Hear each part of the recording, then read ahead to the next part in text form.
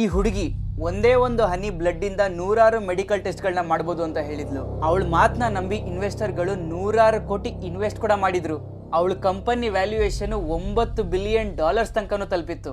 But ಕೆಲವೇ ವರ್ಷದಲ್ಲಿ ಅವಳು ಜೈಲ್ಗೆ ಹೋಗ್ತಾಳೆ. ಅಂಥದ್ದೇನ್ ಮಾಡಿದ್ಲು? ಅವಳ ಹೆಸರೇ ಎಲಿಜಬೆತ್ ಹೋಮ್ಸ್. 2003ರಲ್ಲಿ ಅವಳು ಥೆರನಾಸ್ ಅನ್ನೋ ಕಂಪನಿ ಶುರು ಮಾಡ್ತಾಳೆ.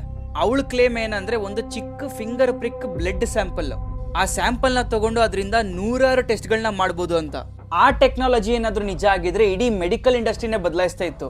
ಸೊ ಅದಕ್ಕೋಸ್ಕರನೇ ದೊಡ್ಡ ದೊಡ್ಡ ಇನ್ವೆಸ್ಟರ್ಸ್ ಕೂಡ ಇನ್ವೆಸ್ಟ್ ಮಾಡಿರ್ತಾರೆ. ವಾಲ್ಗ್ರೀನ್ಸ್ ಕೂಡ ಥೆರನಾಸ್ ಜೊತೆ ಪಾರ್ಟ್ನರ್ಶಿಪ್ ಮಾಡ್ತಾರೆ.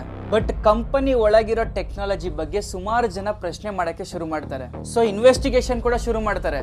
ಆ ಇನ್ವೆಸ್ಟಿಗೇಷನ್ ಆದ್ಮೇಲೆ ಗೊತ್ತಾಗುತ್ತೆ ಥೆರನಾಸ್ ತನ್ನ ಮಷೀನ್ ಬಗ್ಗೆ ಹೇಳಿರೋ ಅಷ್ಟು ಟೆಸ್ಟ್ಗಳನ್ನ ಮಾಡ್ತಾ ಇರ್ಲಿಲ್ಲ ಅಂತ. ಅಂದ್ರೆ ಸುಮಾರು ಟೆಸ್ಟ್ಗಳಿಗೆ ಸಾಮಾನ್ಯ ಕಮರ್ಷಿಯಲ್ ಮಷೀನ್ಗಳನ್ನೇ ಬಳಸ್ತಾ ಇದ್ರು ಅಂತ.